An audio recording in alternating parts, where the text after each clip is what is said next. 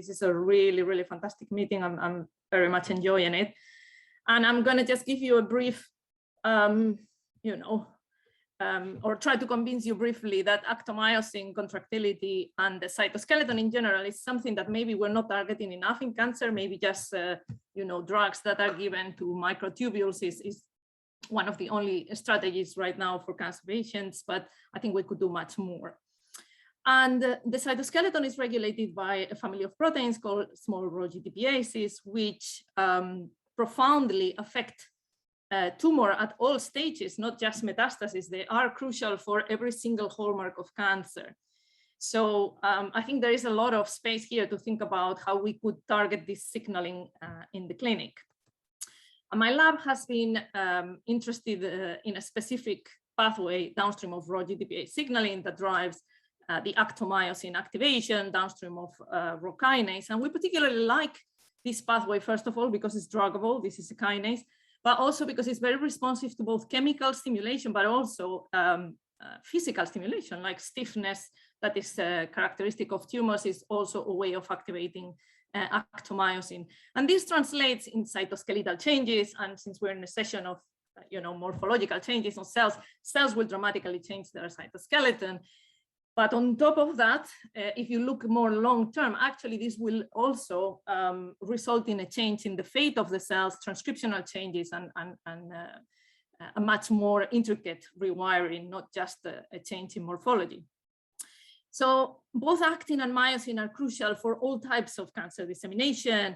And to some extent, you would ideally want to block all modes of migration because they are highly interconvertible, and cancer cells can retain their adhesions and invade as groups of cells, or they can lose those cell-cell contacts and invade as individual cells. And they all require some actin polymerization and some actomyosin contraction. So we have proposed the use of microstatics. This would be drugs that would target either actin or myosin in the clinic to really stop metastatic dissemination. But if we think about the fact that the Rho GTPases and even the cytoskeleton itself, and we heard it in the previous talk, is crucial for many other things in a tumor, maybe by putting cells in a specific cytoskeletal mode, we could be, in a way, affecting many decisions in the cell. And that's what I'm going to be talking about a little bit. So for many years, we've been looking at a specific type of migration that is called rounded. It has a round shape. The cells are round. They're also called amoeboid, even though there's many types of amoeboid migration. The ones we're looking at have blebs as functional protrusions, and they result as a hyperactivation of the Rho-ROCK pathway and hydrostatic pressure. And when we decided very early on which tumor models to look at, we went for melanoma for many, many reasons. Melanomas, actually, a large amount of the cells we put in collagen matrices look like this. They have this round body, they have these blebs, this beautiful blebs, and they have very high actomyosin, as I say. And these melanomas can be as small, I mean, they're very different from the tumors we've been seeing today. They can be just 2-4 millimeters, and they're already metastasizing, okay? So it's not a 1 centimeter tumor, no, these are minuscule, and they're already reaching the vasculature and disseminating. So when we've done intravital imaging studies with a few fantastic microscopists, Eric Sahai, Sophie Acton, Fernando Calvo, and we have more ongoing collaborations in which we see that a lot of the migration at the edge of melanomas actually is what we can characterize as amorphous amoeboid or streaming amoeboid. This would be amoeboid cells following each other. And when we grow melanoma tumors in mice, and these are mouse melanoma tumors with a BRAF mutation, but when we inject them in the dermis and we allow them to grow and invade, I hope you can see that they have this roundish shape and very high phosphomyosin. And when we look in patients, which is the most important thing, of course, we again see these behaviors, very round cells that are entering the dermal collagenous matrix. And also we see that there is in the center of the tumor, again, these are very small tumors, but there is a few cells with very high phosphomyosin, but there is a massive enrichment at the edge of the tumor when these cells are basically facing the matrix and invading away and going to reach the vasculature. So when you look carefully, and this is work by Oscar Meikes, who is a fantastic digital pathologist, what we see is, yes, we see collective behaviors, but the farther away you get from the tumor, then from the tumor body, see a lot of these individual cells. They're positive for the melanoma markers, but also they have very, very high levels of phosphomyosin. And also we see that they have this amorphous roundish shape. So we've been trying to characterize these cells better because we think that, you know, they need to be understood better. And the characteristic is that you will only or mostly see them in a pliable matrix. So if you're working in 2D substrates, it will be quite difficult for you to see these cells. And together with our wonderful collaborators, we've seen a lot about, or we've understood a lot about the actomyosin dynamics, how it's regulated by RAW and by CDC42 as well in 3D and in vivo. But we've taken a more holistic approach, and we're trying to see what is special about these cells, what's their molecular fingerprint. We've done an omics approach to find some possible vulnerabilities of these cells. And by doing this, we understood that actually they are in a very interesting program, because in order to be metastatic, you need to survive, not just to migrate. If you're very migratory, but you die very easily, then there is no point to it. Or if you're very migratory, but you're very easily killed by an immune cell, then there is no point to it. So by doing the omics, we understood that these cells actually not only are in a pro-invasive program with engagement of TGF-beta, and some other ligands that make them invade, but they have also pro-survival signaling through STAT3. They keep their ROS metabolism that can be quite toxic. They keep it low. They crosstalk with the oncogenes, and I will tell you more about this. And they have cancer stem cell properties. And yes, we do really find them very abundantly in melanoma, but we and others have found them in epithelial tumors as well. We've seen them in liver cancers. We have some nice unpublished data on pancreatic cancer. These are pancreatic cancer spheroids that are invading as amoeboid cells. So just look in your 3D cultures and you may find these cells. They're not everywhere, but they are in some places, and they should be studied. So if we take this concept of microstatics a little bit to the preclinical arena in collaboration with Gilbert Frubis, what we did is to develop a model to trace melanoma dissemination. So these melanomas can be imaged with SPECT-CT.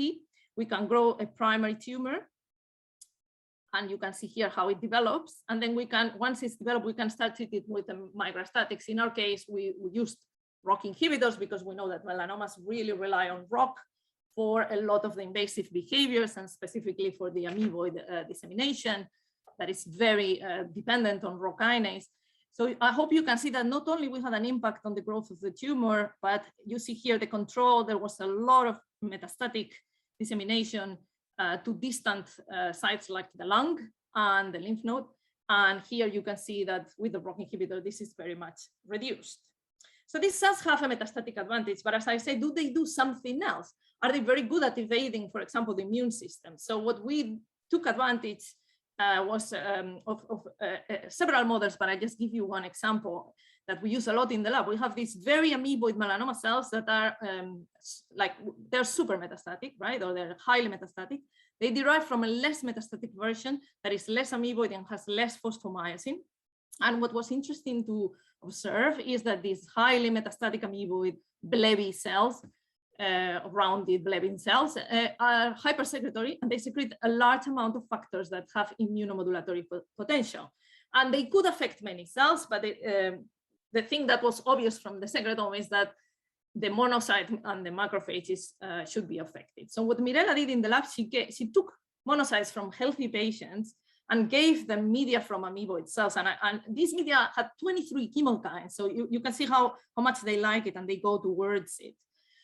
But if you leave these monocytes over time, they will differentiate into macrophages. And what they became is macrophages that are CD206, CD163, CD206 positive, which from the literature, we know these macrophages no longer kill. They're actually helping tumors grow. So Mirella did a few things, just to give you a flavor.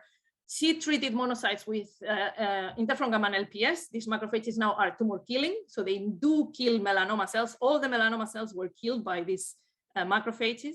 But if the monocytes have seen media secreted factors from amoeboid cells, and we now co-culture them with melanoma cells, they now survive. It's like the invisibility codes that Kevs was talking about this morning. Now they also become invisible to the killing of the macrophages. They survive. They have found a way of escaping tumor killing from these immune cells. So in patients, we did a number of studies, but what we could see is again that at the edge of tumors, we see these very rounded cells. They have rounded up, they have super high myosin. And this is precisely where we can find this subpopulation of macrophages that are CD163 and CD206 positive. So it's kind of they're creating their own microenvironment to survive. So just as a summary of what Mirella saw, at the edge of the tumor, cells gain contractility. They start secreting factors, and I didn't show you this, but this is because ROCK and myosin establish a very strong crosstalk with NF-kappa B.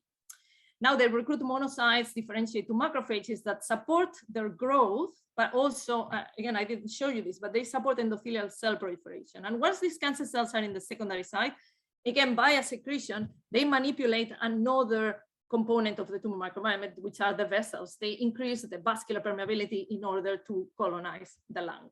So this was very nice biology, but Jose in my lab wanted to do something slightly more translational, and melanoma is poster child both for targeted and immunotherapies, targeted therapies against the oncogenic alterations and immunotherapies or checkpoint inhibitors that would reactivate the immune system. So there was 2 intriguing studies, and now more and more are coming along, about how a type of resistance that we're seeing now in patients doesn't involve the acquisition of new mutations, but the transcriptional rewiring of those melanoma cells. And this rewiring is quite common both for MAP kinase inhibitor resistance or immunotherapy resistance. So it doesn't matter how you become resistant, you start overexpressing genes that actually have or are related to invasion and metastasis, and of course to immune evasion.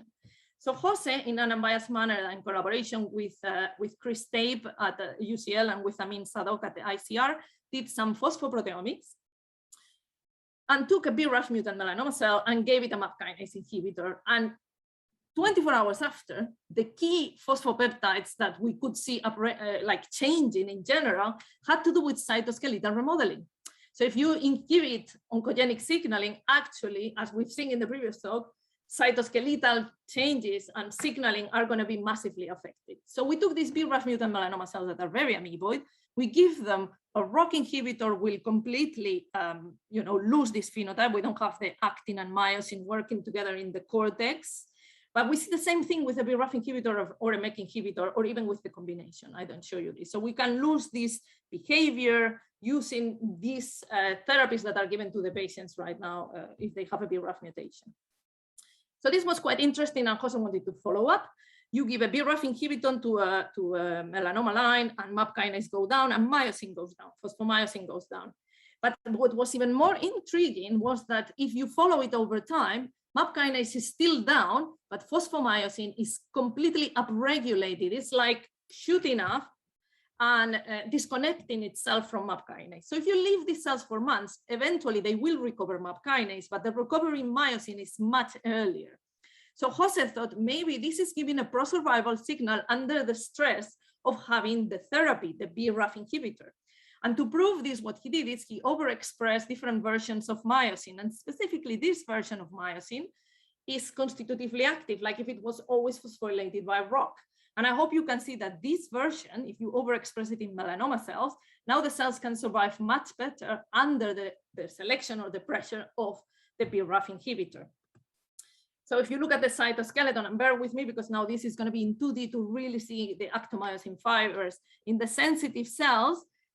If you put these cells in 3D, they are amoeboid, but in 2D, they look like this, a little bit like a fried egg, and they have their actomyosin colocalizing beautifully. You put a BRAF inhibitor and you lose this distribution. Now you allow cells to become resistant for months, and now they become resistant, and even in the presence of the BRAF inhibitor, now the actomyosin is recovered. And Jose saw this in multiple settings.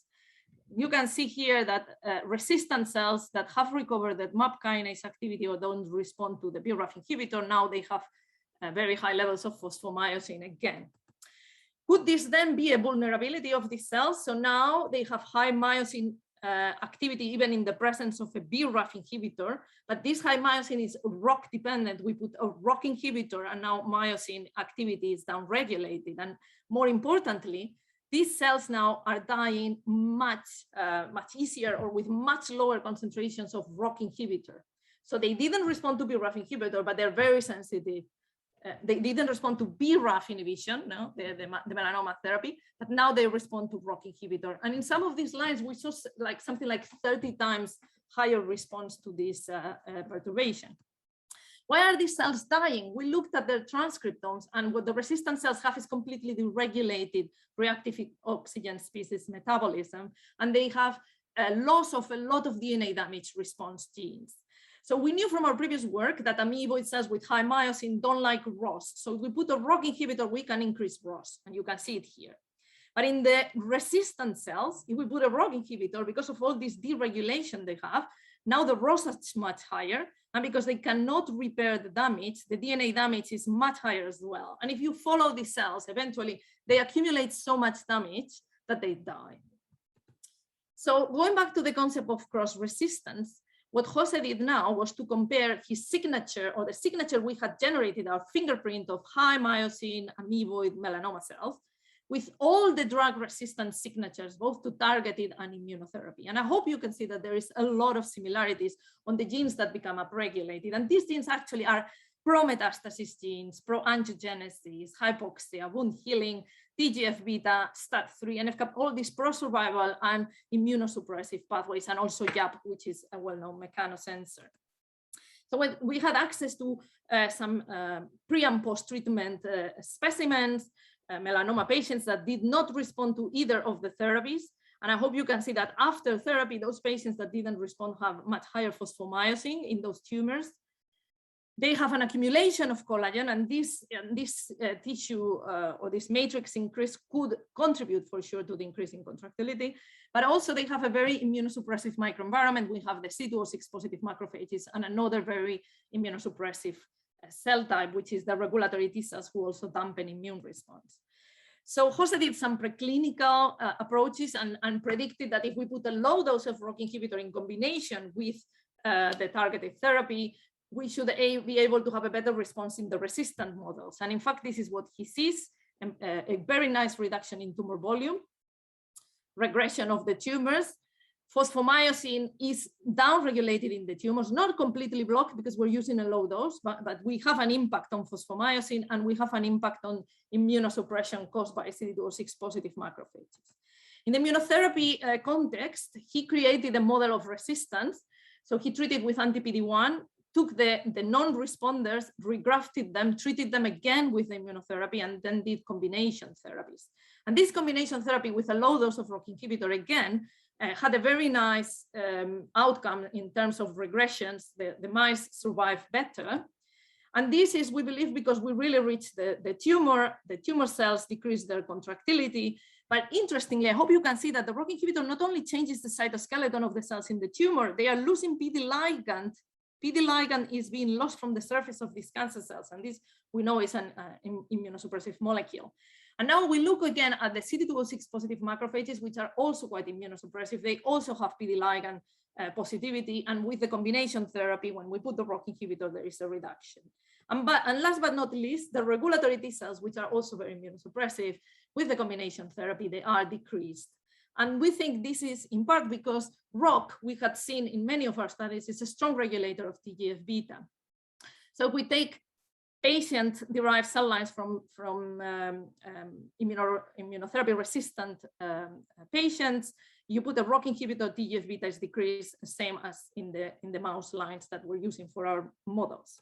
So Jose proposes this model that actually maybe has been underlooked. At the same time, you're getting this kind of response in which the tumor is shrinking and you're killing a lot of the cells and you have minimal residual disease, etc. Those cells that are resisting there actually have been able to change their cytoskeleton. And this helps them. They are in this pro-survival state, an immunomodulatory state that in an intrinsic way gives them a survival advantage, but also it's promoting a very bad type of microenvironment. And so they have escaped this kind of hammer therapy, but by changing their cytoskeleton, now we have a vulnerability. We can give them a ROCK inhibitor in combination with whatever therapy they were having. So this was starting to look like these cells may have cancer stem cell properties, because this is what's been shown for epithelial tumors that are very invasive, are in an EMT program, and they are drug resistant. So we looked at the transcriptomes more carefully, and indeed we had cancer stem cell signatures were very upregulated in the amoeboid cells, and also neural crest signatures, which we know in melanoma actually are responsible as well for drug resistance. And if you put ROCK inhibitors, you can downregulate all these programs. So we looked at their self-renewal ability of very spindle melanomas that have lower myosin activity. They can form some spheroids or melanospheres. And with the passages, they get better and better. These are two types of spindle melanomas. But what happens in the spheroids is that they increase more and more their contractility. Phosphomyosin becomes higher and higher, and also they become more and more proliferative, Ki67 positive. When we disgregate those spheres and we seed the cells on collagen, what they've done, these cells now that have become, they have better self-renewal ability, actually they are more amoeboid. They're rounder, they have higher phosphomyosin, and if we look carefully, they are starting to put the characteristic blebs. So when we looked in patients at the edge of the tumors, again, we see this massive increase in the rounding of the cells, the phosphomyosin score, but also this is where the cells are proliferating more at the edge of the tumor. This is where we find Ki67 positivity. And this is precisely where we find also the cancer stem cell markers. And some of these markers are actually only in the invasive front give us prognostic value. If we look at patients with very high levels of ALDH1A1, for example, at the edge of the tumor, those patients have a worse overall survival. And just to mention that when we look at metastasis, we see exactly the same patterns. The metastasis are formed of spindle cells in the center and very amoeboid cells at the edge. So we propose that in this particular case in melanomas, in which there is a big danger at the edge of the tumor, and the melanoma surgeons do this, they leave a big border, even though these are small lesions, they remove quite a lot. And we totally agree with this because these cells are there and they're quite dangerous. They have all these properties. They are invasive, they can metastasize, they are drug resistant. So what we propose is, apart from that wide margin, is to give anti-amoeboid therapies. And we and others are very active in this research of trying to identify pathways that actually the cells are addicted to. And of course, the ROROC pathway is one, but there is many others that are druggable. And beautiful and elegant work has shown how physical cues also induce blood-based migration, driving some metabolic changes that are also druggable. And since these cells are being found in many cancers, I think we should be really thinking about targeting them. In the case of melanoma, maybe it's easier because it could be a topical application, but that doesn't mean that other cancers could not be targeted as well. So we were quite lucky, and this is my final slide, to participate in the first clinical trial using a dual ROCK AKT inhibitor at the Royal Marsden. And unfortunately, the patients didn't respond. And I hope you can see here that actually the drug did not reach the tumor. The phosphomyosin is intact. And actually, these were mainly colorectal cancer patients that were not selected for any biomarkers. So what we really would like in the future is to find good markers that will predict the response, markers of amoeboid behavior or myosin activity, but also better inhibitors. And I just want to thank all our amazing collaborators. You can see that we are quite collaborative.